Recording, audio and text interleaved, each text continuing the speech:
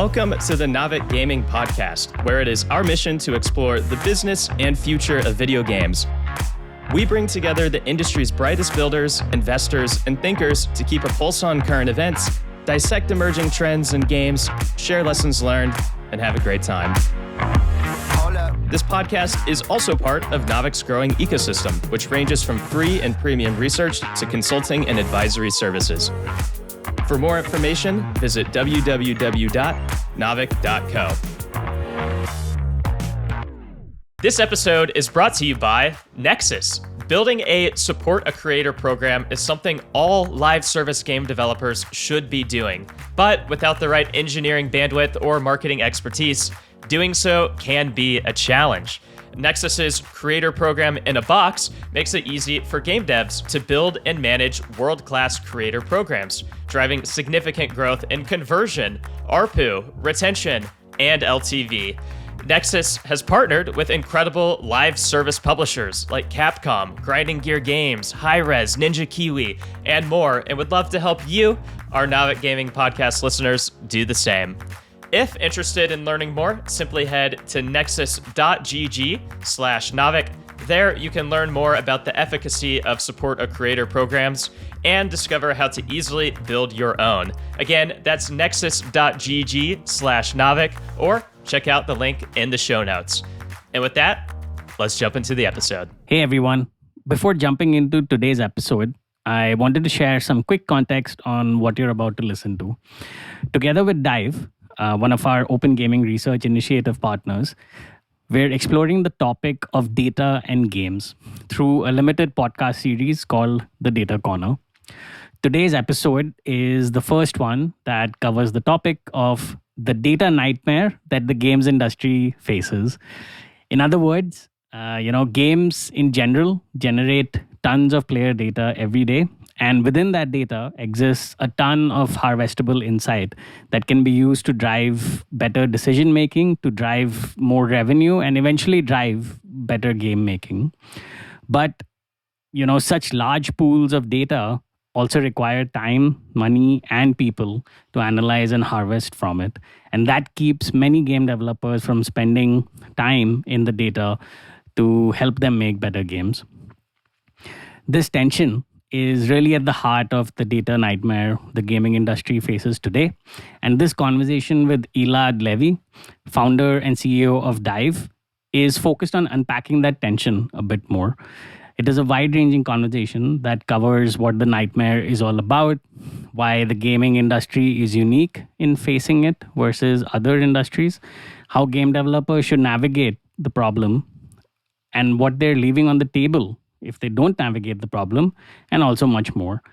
So I hope you enjoy episode number 1 of the Data Corner, and do send me your thoughts, feedback, and questions so that I can address it all as I continue to build this limited series out. With that, let's jump into the episode. Welcome everybody to the Nghtmare Gaming Podcast, and today we're having a conversation with Elad Levy, founder and CEO of Dive, which is a cross-platform data analytics service provider for the games industry. This is also Elad's comeback to the pod after almost half a year where he's been focusing on scaling Dive. And I'm super happy to have you back, Elad, for this Data Corner Limited series. So, Thank you, Mani. just to kick it off, how have you been? How have the past 6 months been? Well, it's going great. We continue scaling bit by bit. It's as you know, the professional services in the games industry is a lot of grinding, but it's fun. Yep. Just taking every day at a time, I guess. Exactly. Maybe as a quick refresher for our listeners, could you briefly go over, what Dive does and, how you guys help game developers make successful games? Of course. So we provide professional data BI services to companies, and we focus mainly on game studios. And over time, we realized that many of the tools out there are just not good enough. So we ended up developing our own platform for data and live ops and other really great tools that help maximize lifetime value of players. think about it as enterprise level data services for game studios. We are kind of trying to level the field between the huge companies that have insane internal BI data teams and the one that just start Yep. and are struggling out there. So we are kind of like leveling the field in a way. Yep, companies of all sizes probably, for a certain game have the same volume of data, but not the same size of teams. So I totally understand, Yes. leveling the playing field and where that comes from. Great, awesome. So with that, I guess we can jump into today's topic of discussion, which is the gaming industry's data nightmare. it's Yes, it a is, it's a man. chilly title. Chilly title, Yes. slightly ambiguous, but also ear perking to say the least. And this is a topic that Elad kind of made me aware of while planning out this limited series, and I'm like super curious to learn more, about what he means, where he's coming from, and how he kind of sees this problem in the market. So to maybe just set the stage, maybe you could just start off with defining it. So what is the data nightmare that the games industry is facing, and why is it facing it? Well, I'm calling it that it's been like that for years, but for me, like the data in games is a nightmare because there are no tools and it's complicated. And in an essence, it all starts with the fact that it's not a booking or a travel website or an e-commerce card that you just, the flow there is very simple. Tracking is very simple on those Mm-hmm. websites. Games have a ton of moving parts and they generate users in games generate a ton of events. Think about the fact that if you have just a few thousands of DAU for a game, you get to tens of millions of events a month that pile up very, very fast. So that means Mm-hmm. storage, that means a CPU for like processing that data. And it just drags a lot of maintenance. And other industries Mm-hmm. don't have that because dating apps are very straightforward. E-commerce are, you just add a few items to a shopping cart and check out. But games are really insane. I'm not talking about hyper casual or it's like those are basics, but if you take, I Right. know, and also there's a huge difference if you try to, I don't know, do a data analysis on Diablo versus Candy Crush. But the Mm-hmm. amount of data is just staggering and it becomes a nightmare very quick. Right.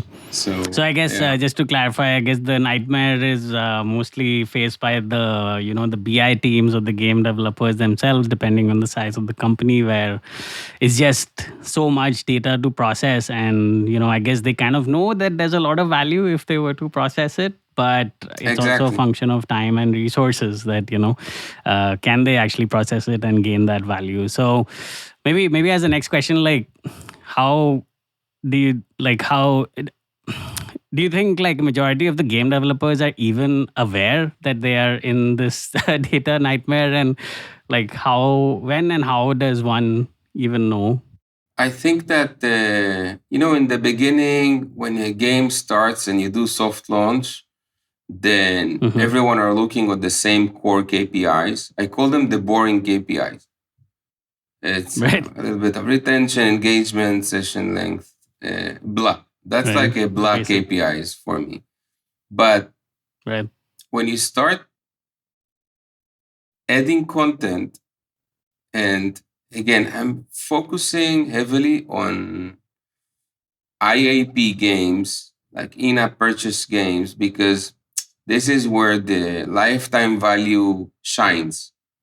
You have to feed that content trend mill and you have to analyze churn points and progression systems. And there's a ton of data.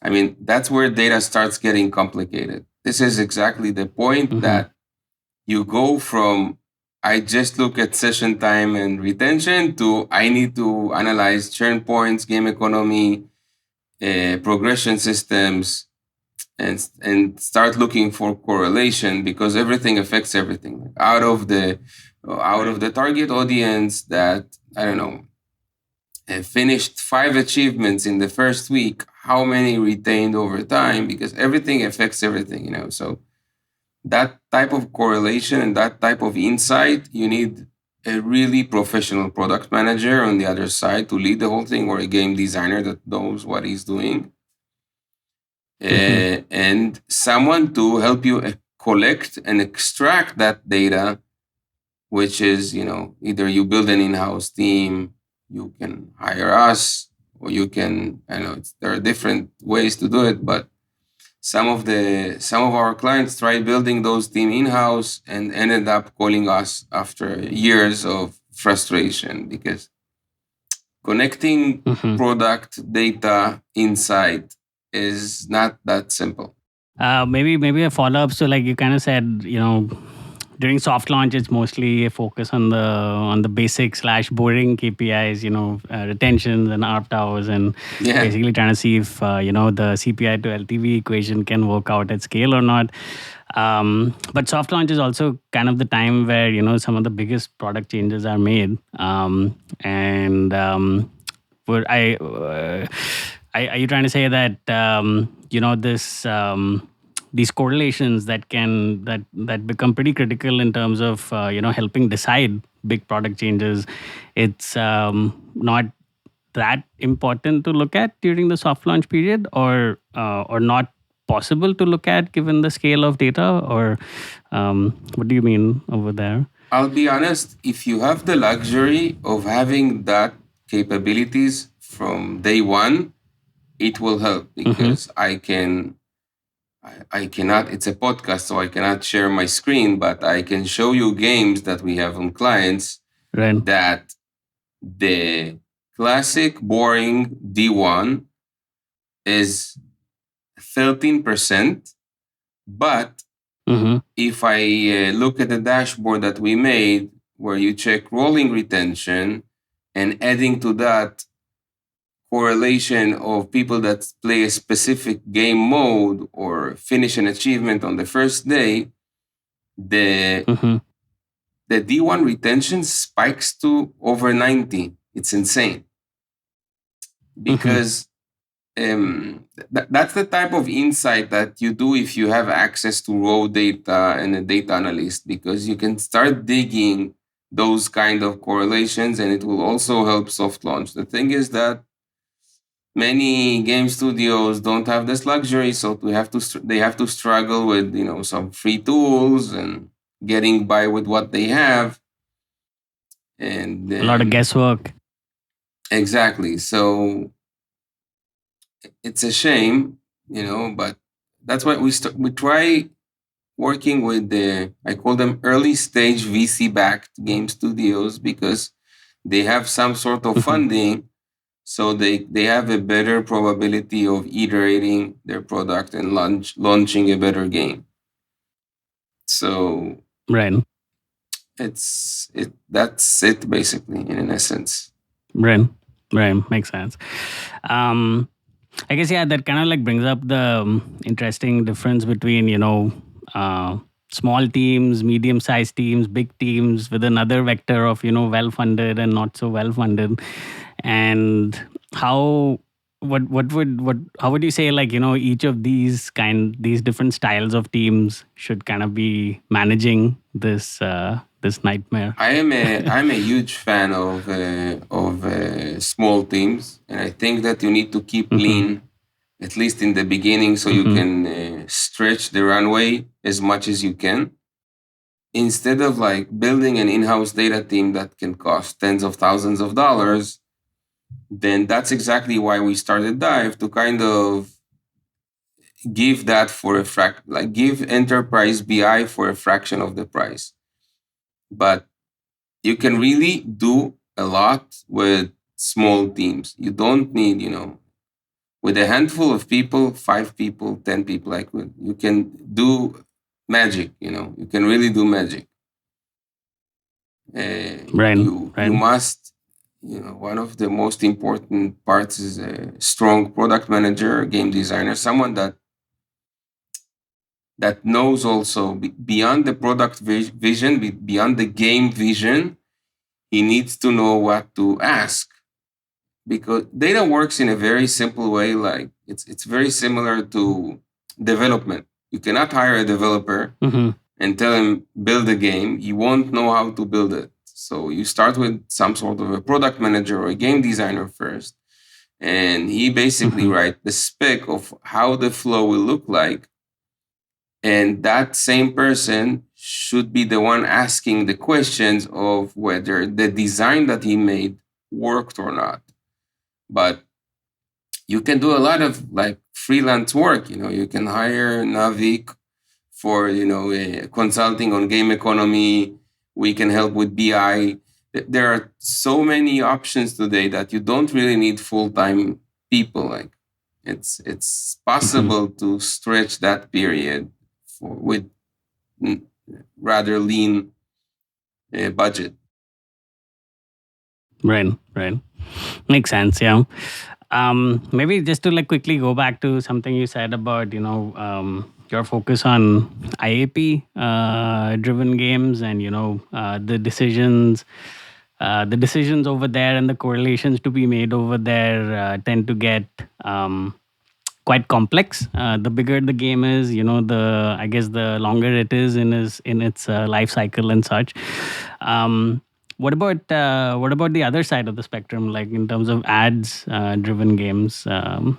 Is how do you see that space differently? I I I I the whole hyper casual is the model is very simple. It reminds me Mm-hmm. of the, if you remember, the BuzzFeed kind of websites. It's basically, Mm-hmm. you buy for as cheap as possible, you show as many ads as possible, you recover the money and maybe make some. And it's a question of volume, but those are not games that last over time. Mm-hmm. Those are not games that cater to a niche of players that will go completely obsessed about them, and will buy t-shirts of them and will build communities around them. And Right. that's like it's a different style of games. And I'm a big fan of the long term game. So in an essence, I played FIFA when it was in 1995, and my kids are playing FIFA today.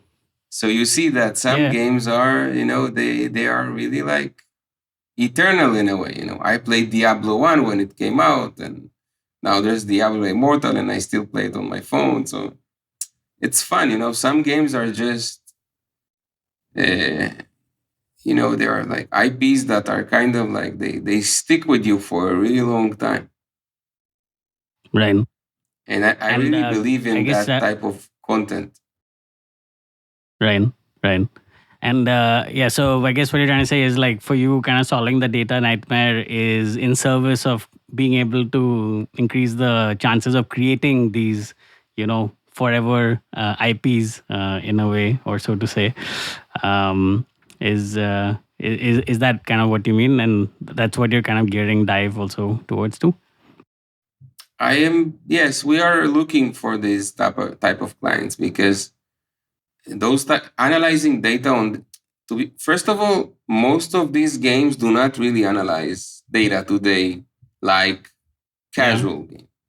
They don't. I don't think Mm-hmm. that Blizzard are using Diablo and doing the analysis that King are doing on Candy Crush. I don't know. It's just my opinion. Maybe I'm wrong, but I have a feeling that they're not really getting into and there's so much to analyze, on like the weapons and Yeah. the type of enemies that you're attacking, your interaction when you come to the village and you go to the portal. and the whole heat map of where the character goes. There's so much things that you can analyze in a game like that. And obviously, all those interaction points generate huge amounts of data. So it's not something that can possibly be afforded by a small company. We had a couple of clients in the past that did something similar. And because of the amount of data that they were generating, we had to take it back a little bit and to kind of ease their infrastructure so it won't get really expensive really fast. The product manager is like, there's a map, there's a world. You want to know where you go in that world. Where are you going exactly? What are you doing? Who are you interacting with? Yeah. And all this movement generates a ton of data. It's like tens of millions of events. Yep. So I mean, during my time at Zynga, that's also kind of where I cut my PM teeth, so to say, and it's also where I truly learned how to manage and analyze and gain insight from data. And I mean, the kinds of Excel sheets that we were building over there, it was really, really crazy. But honestly, it was also weirdly addictive in a way. Just being able to have access to all this user generated data points that if you're asking the right questions, you could really gather a lot of information that can help you make some of the best product decisions, or marketing related decisions, technical decisions, whatever. And I guess that comes to like you said earlier, it's so important to ask the right questions. And that's also kind of the mindset that kind of Zynga hammered into me, which is a hypothesis driven mindset. First state your hypothesis and then dive into the data. But it's a problem that I continue to see with PMs and data analysts today, where the hypothesis is not set, but they dive into the data looking for the answer, and it's kind of the opposite way to approach the problem, and actually ends up wasting more time than actually, making the company more efficient, really. So, I mean, to this point about, asking the right questions, how should like game developers think about that? Like when they're trying to think about like the right hypotheses or the right kinds of questions to ask, how should they approach it? How does one formulate a great question that can result in great business results if the data is analyzed in the right way? And does it differ from like small companies to large companies and such? Yes. I mean, we have like, so large companies we worked with in the past, they have 4 product managers. And we ended up building for them hundreds of dashboards because they keep asking questions all the time, which is amazing. All of them were ex-Zingla, ex-EA, ex-Scopely, so they had a ton of experience of asking the right questions. Many game studios that don't have that luxury, we work with them. We do like weekly calls with them. We have a Slack or a Discord channel with every game studio, and I'm also in the channel. So from time to time, I also jump on a call and like try to see if I can give my 2 cents. But I think the best way is really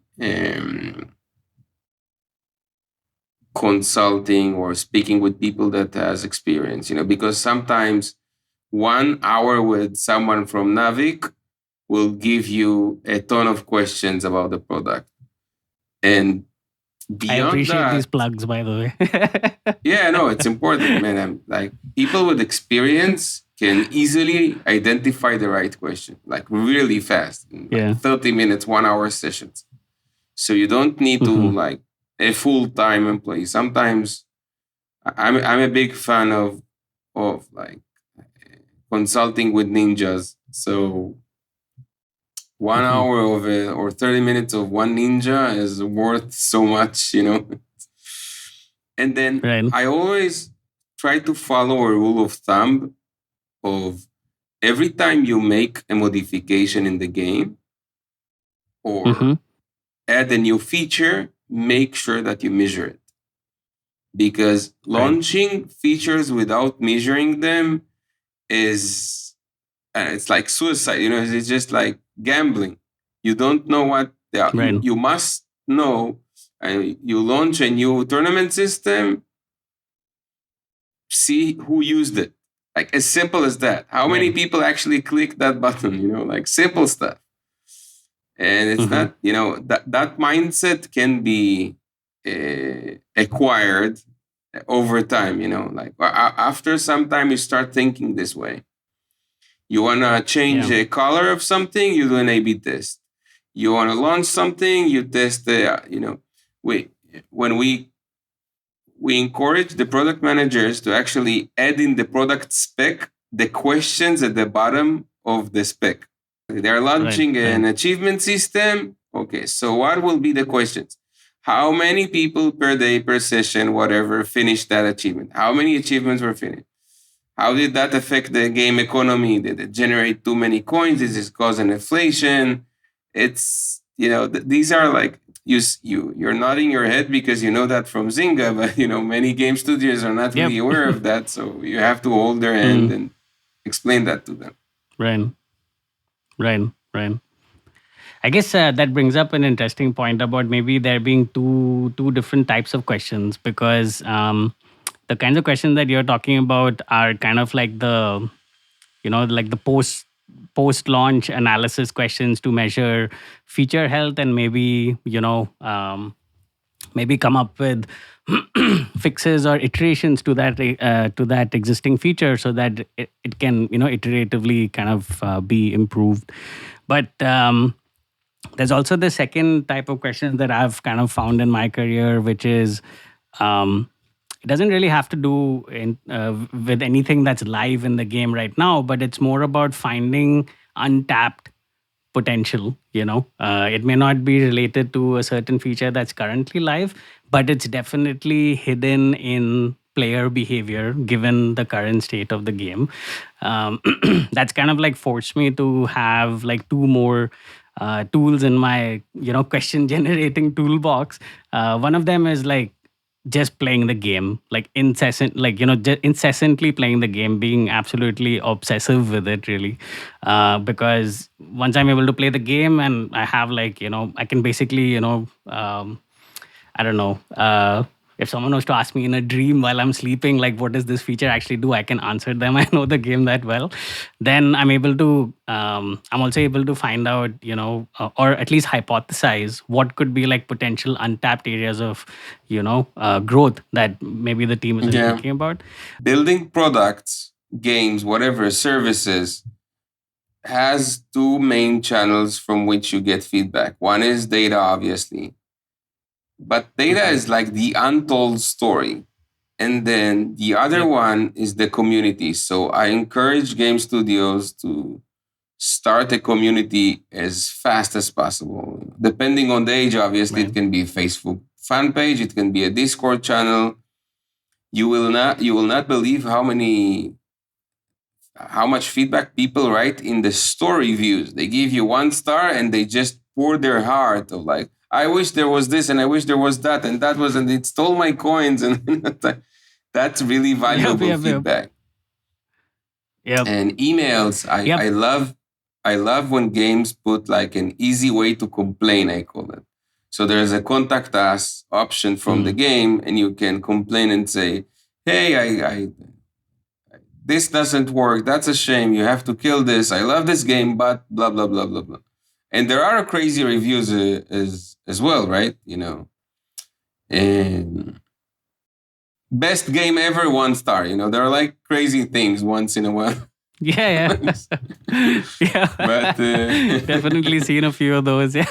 yes, I know, I know. And I guess that's why I kind of have like both of these tools in my tool set, because if I don't play the games myself, then I will not have the capability of prioritizing which points of community feedback are maybe more important than the others. Because I mean, of course, there's like we could measure it, like how many people are cribbing about this specific topic, that could be measured.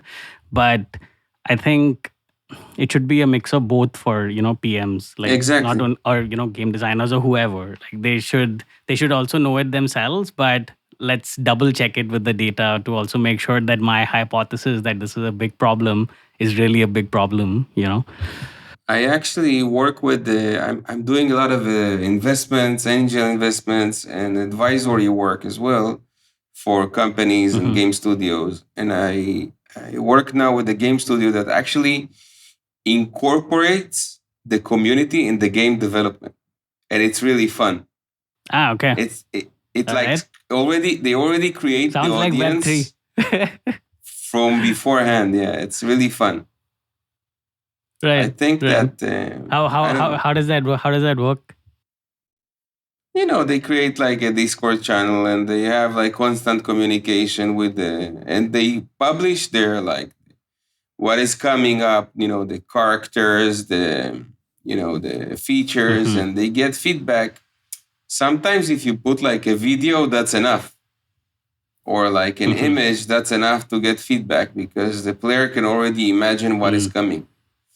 It's a great way, Right. by the Right. way, to test game concepts before you even start developing them. You just Right. Right. launch a marketing campaign with a video uh, Right. without the Right. game even done, or like a playable ad or something like that. Yeah. Yeah. So I guess like the more extreme the response to something like that from the community, the more trustworthy I guess it is. Maybe like lukewarm responses, I guess don't need to be acted on. You could still maybe continue with production plans on a lukewarm response, Yeah. but if it's like very extremely negative or extremely positive, then you can be pretty sure. I actually saw many All right. games that create the ads with the feature in the ad before it's developed in the game. They say that again. They create the ad for the feature before the feature is developed. Exactly. So they publish like Yep. a Yep. part Yep. of the game of a feature that is not done yet, and see how Right. it like if people like if it Click attracts through more rates and people or stuff. not. You can be Right. Right. so Right. creative today with a super low budget. It's not what it used to be. It's very easy to ramp Yep. up teams. You can get developers from all over the world for a very lean budget, great art, amazing art guys that can, and Yep. freelancers all over the world that do amazing things there. It's much more Yep. easier to develop and iterate a game today than it used to be a while ago.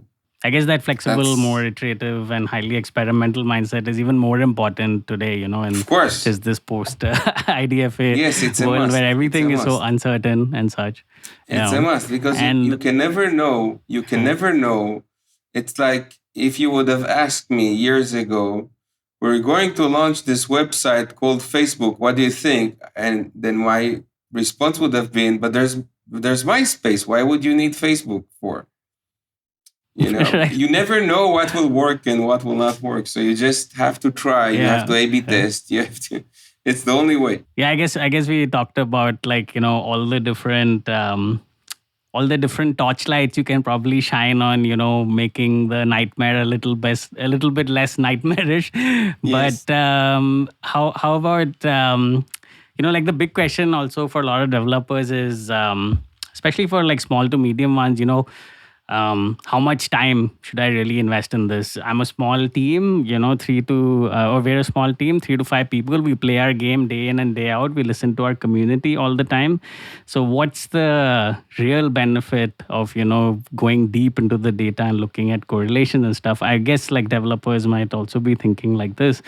But in your opinion, like, I guess the question kind of comes down to like how much money, how much player engagement, how much pick your metric that's important to you are developers kind of leaving on the table by not addressing this nightmare head on I have either. actually met profitable game studios, small one, Hmm. that built an entire game out of community feedback with zero data. Interesting. Yes, I think that community is the most important thing, and data kind of fill in the blanks because if Right. If you have a high crash rate, you will not see it from some, it will float more in the data and less in like, because most people don't complain. They just uninstall it and that's it. They delete Mm-hmm. the game and they never come back. But data will float those kind of issues. So small game studios, basic APIs, basic metrics, enough to show some sort of traction or community, enough to help you either get a publishing deal or maybe raise another round so that you can invest more in data, develop Mm-hmm. better progression systems, invest in a better game economy, and building that content trend mill, because you cannot make money off like a pilot or like half a season. You have to like build more and more and more content so that you can maximize the lifetime value of the players. Higher LTV means you can buy higher on the CPI, means that you can afford more expensive players. That's it in an essence. It's a very Right. simple formula, actually. Yep. And data, or making the nightmare less nightmarish and addressing data kind of helps you get there, I guess. Exactly. Um, Yes, of course. That's also something cool. that Cool. All right. that VCs or publisher will need. It will be one of their first questions to kind of give you even the basic API report. But again, Yep. a lot of the basic stuff, the boring KPIs, can be achieved with you know free off the shelf tools or stuff like that. We're trying to also develop kind of an indie tier in Dive now, but Mm-hmm. the drawback that we see is that they stay indie forever, because if they don't have money for marketing, they will never scale. So how do you go about like kind of convincing these more indie clients to you know get deeper into the data, quote unquote, because that's kind of the problem I'm also hitting at with the question. It could be a broader problem, dive client or not. There are developers who they have access to the basic KPIs, and they kind of it's like enough for the vitals of the game. And as long as the vitals of the game are deeply understood, then we should probably be good. So how do you like, but there's of course like value in getting deeper into it, finding those different correlations, finding areas of like untapped potential, iterating on existing features, optimizing various funnels, etc. How do you what is a conversation like with one of these more indie clients for you, where you're trying to like maybe convince them to go deeper? How does that usually play out? How do you handle it? To be honest, if they don't have the budget, we try to move on to the next client, and I try helping them as much as I can because I love the industry. Right.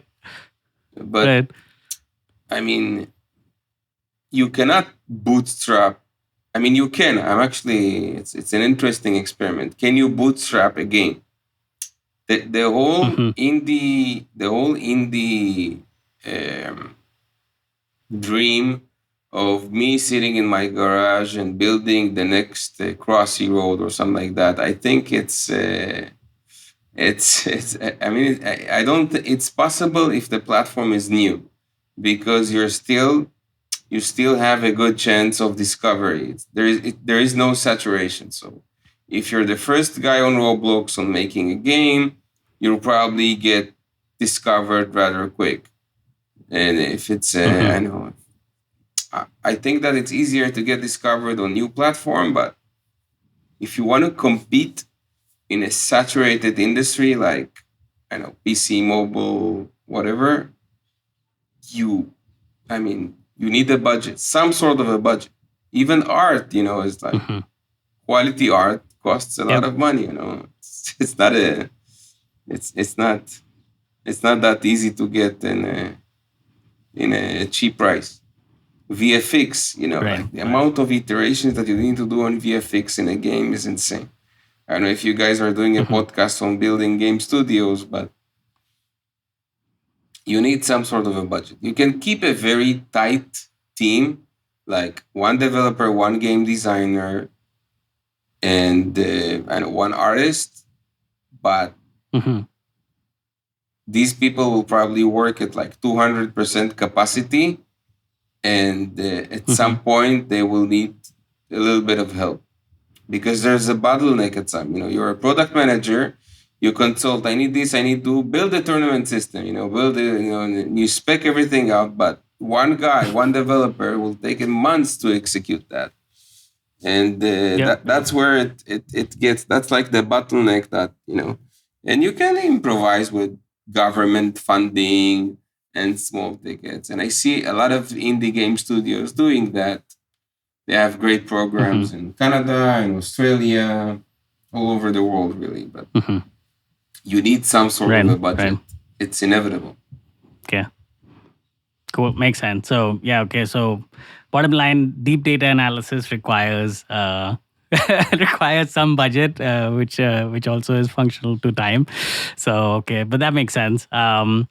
So yeah, hopefully, like the indie devs and the people who are maybe less convinced about getting deep into the data, also kind of keep that in mind while they're kind of deciding to get deeper into it. Maybe something related to what you said about if someone is building a game on Roblox, and also just related to Dive's offering, which is cross-platform. Do you see like our entire discussion has been more mobile free to play focused until now, but do you see like this data nightmare and the handling of data by different teams to be worse?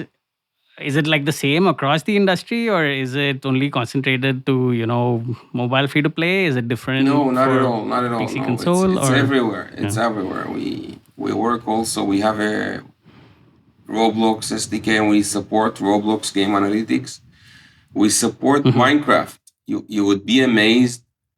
There are so many great opportunities in Minecraft games, and no one is Mm-hmm. basically doing any data analysis. So there's like a really nice opportunity there.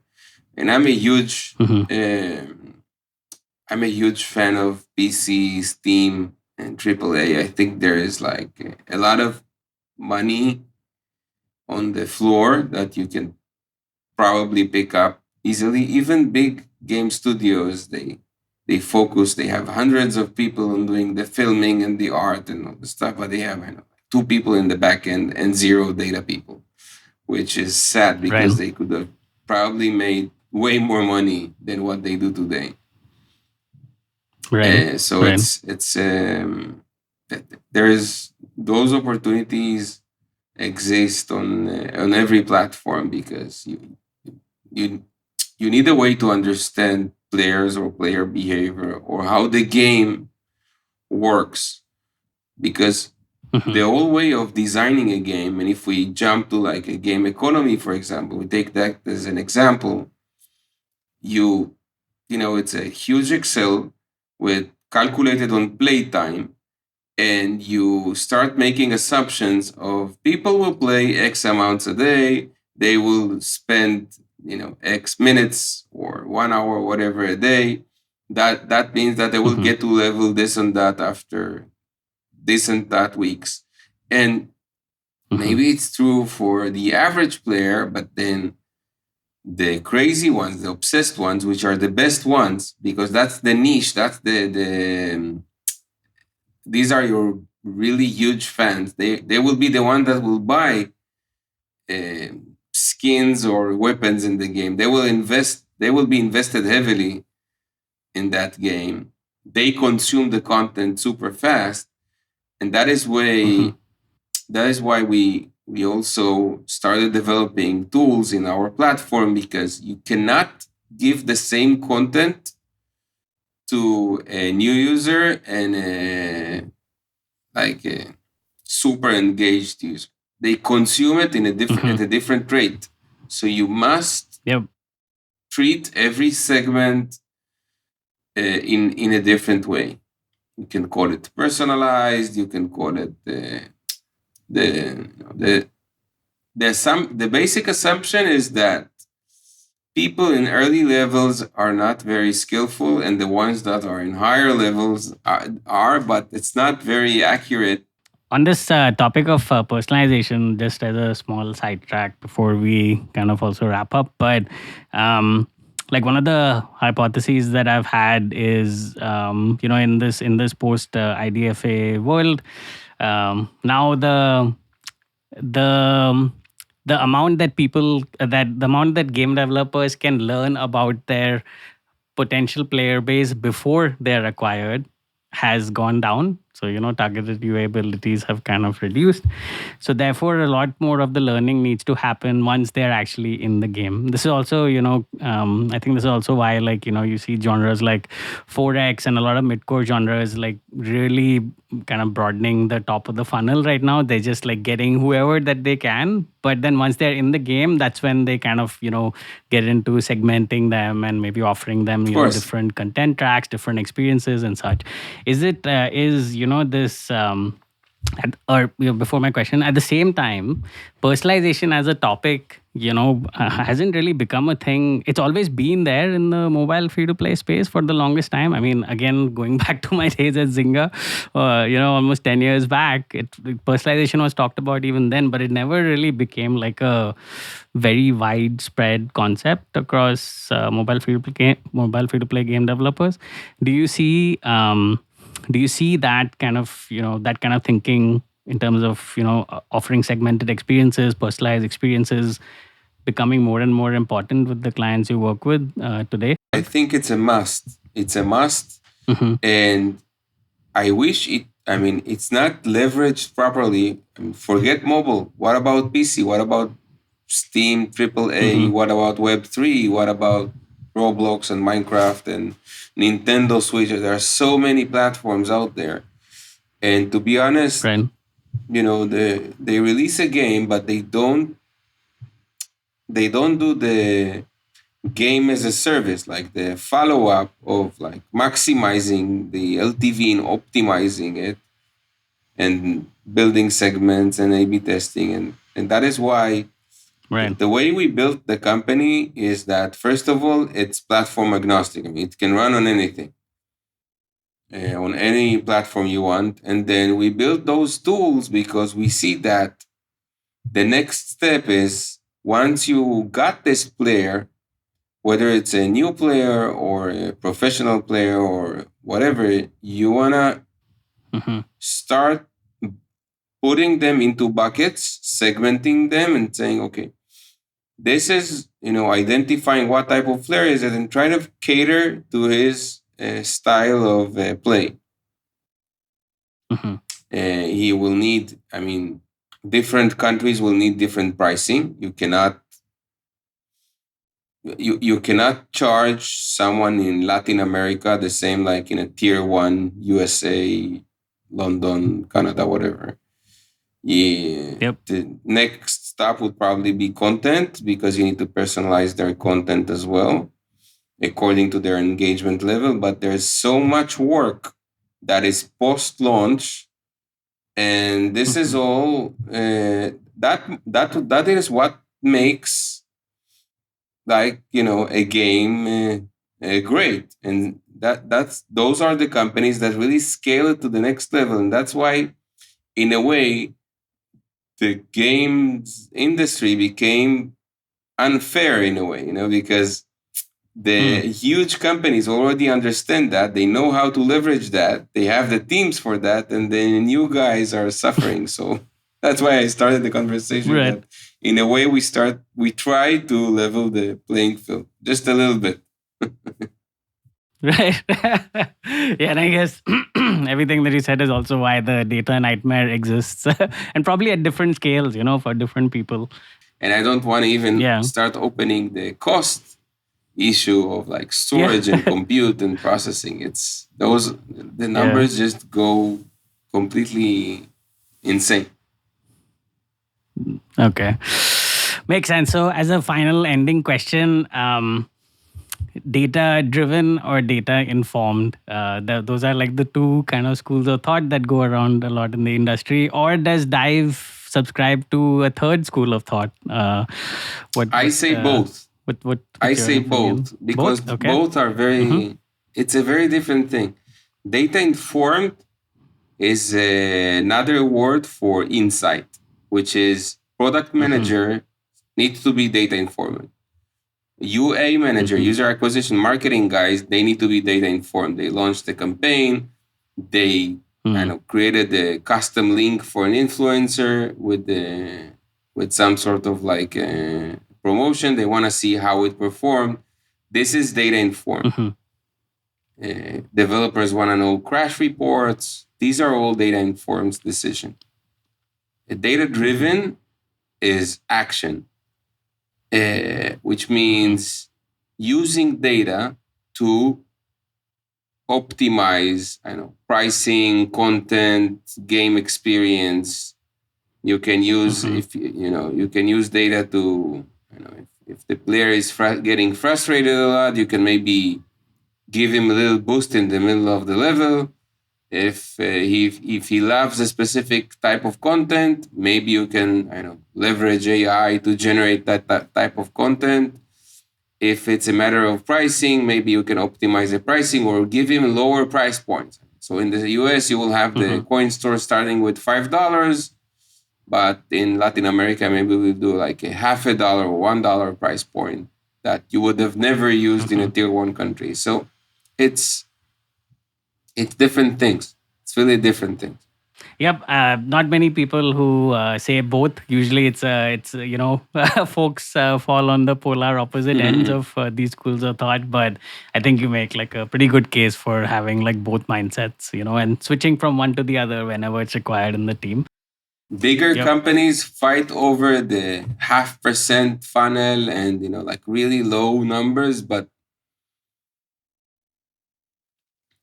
small game studios, even with a little bit of A/B testing, they can see huge differences that will spike Mm-hmm. from, just like I gave you the example, 13% Yep. day one to over 90. Yep. Just because Yep. the fetui is a little bit different or something like that. Yep. Yep, makes sense. Cool. So apply a mix of data driven and data informed mindsets. Definitely keep a budget aside for data analysis because you Yes. don't know what you're really leaving on the table until you actually dive into it. And yeah, listen to your players, play the game incessantly, and hopefully, like a lot of this will help you listener make the data nightmare a little less nightmarish. And of course, Yes. you could also reach out to Dive directly and Elad to help. I look at other industries. If you check e-commerce, for example, you have so many tools Mhm, in like the mhm. e-commerce world for analyzing shopping carts and the whole Google Analytics platform is built for analyzing those Yep. type of apps and websites. Games are kind of orphans, they don't get that attention. So that's why we started Dive. We kind of try to help more with insight. Yeah, before we get into how to reach out to you, I just wanted to also mention, there's this old yeah, I guess old maybe piece of wisdom or old adage that goes of all the types of programming, game programming is the most difficult, and maybe that same